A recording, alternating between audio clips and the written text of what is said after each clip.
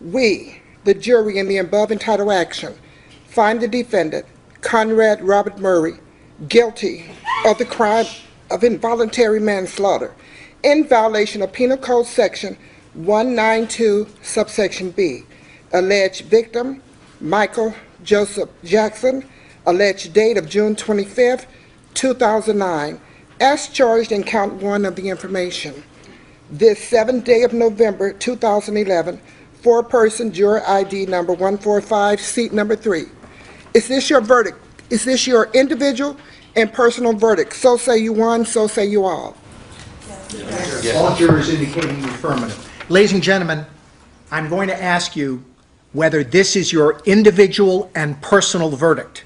I'm going to be asking you individually if this is correct. If it is your individual and personal verdict, say yes. So the judge is getting ready to poll the jurors, but there we have heard it. It is guilty of involuntary manslaughter. We're told that was LaToya Jackson that we heard screaming, shouting out as the verdict was read. I want to bring in Dan Abrams, our legal analyst, right now. You heard the verdict. It is guilty. What does this mean in terms of the future now of Conrad Murray? Well, he could face up to 4 years in prison now, but I don't think anyone expects he'd serve anything like that in terms of the sentence. So up to could be as short as? Yeah, I mean, look, if this were not a high-profile case, I would say to you he might get something like 90 days. But because of the profile of this case, I think that you're talking about something more like 6 months to a year. 8.5 hours of deliberation. Does that surprise you it came so quickly? Short deliberation. Remember, the prosecutors presented an enormous amount of evidence about how badly Dr. Murray behaved here. Even the defense by the end was conceding he did things he shouldn't have done, he should have done things that he didn't do, etc. But the problem was, for the prosecutors, can they necessarily prove beyond a reasonable doubt that it was Dr. Murray who caused the death? And these jurors said yes, meaning it seems these jurors did not believe that there was doubt as to whether Michael Jackson could have injected himself with that fatal dose. I want to go to Jim Avila. He is outside the courthouse. And Jim, you've been covering the story from day one. You heard the reaction of the crowd at this verdict. What was it? Well, as you said, LaToya was screaming inside, and outside there was, in fact, a huge reaction. There are at least 200 to 300 people out in front. There you hear this as the verdict was announced. The crowd here went into a huge cheer. Most of them here, of course, Michael Jackson fans, and they were happy that he was found guilty.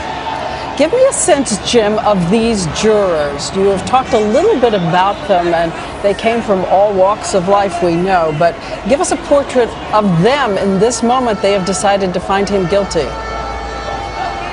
Well, this is a jury that was 7 men and 5 women. There was only one African American on the jury. That was a bit of an issue at the beginning. They do come from all walks of life that are familiar to people in Los Angeles.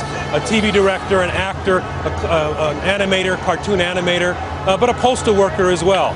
During the trial, they seemed very attentive. They were taking notes at all times. They were getting a little anxious at the end that it took so long. When there were long breaks, they would roll their eyes and tell the judge, in fact, mouth words like, "We really want to get this over with."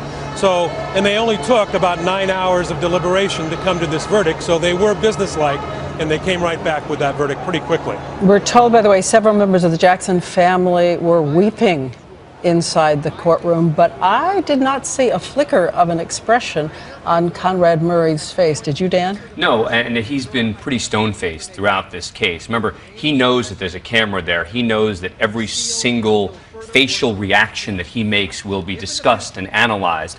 And I think he's been very careful to try not to react even to the most devastating. Although he has, look, there's been times when he's broken down in the courtroom. But in the presence of the jury, he has really tried it seems, as hard as possible to remain as stoic as he can. He loses his medical license if this conviction stands. Will he appeal? I'm sure he'll appeal, and they'll appeal on a number of issues. One of them will be that the jury wasn't sequestered. The defense team will say, how could you not sequester the jury in a case of this profile? Even during the deliberations, you didn't sequester the jury. They'll also challenge a number of rulings by the judge about evidence that was admitted or wasn't admitted, so you can expect an appeal. So there you have it, 2 years, 4 months, 13 days after Michael Jackson died. We have a verdict, and it is involuntary manslaughter by his doctor, Dr. Conrad Murray. And on behalf of Jim Avila and Dan Abrams, we thank you for being with us for the special report.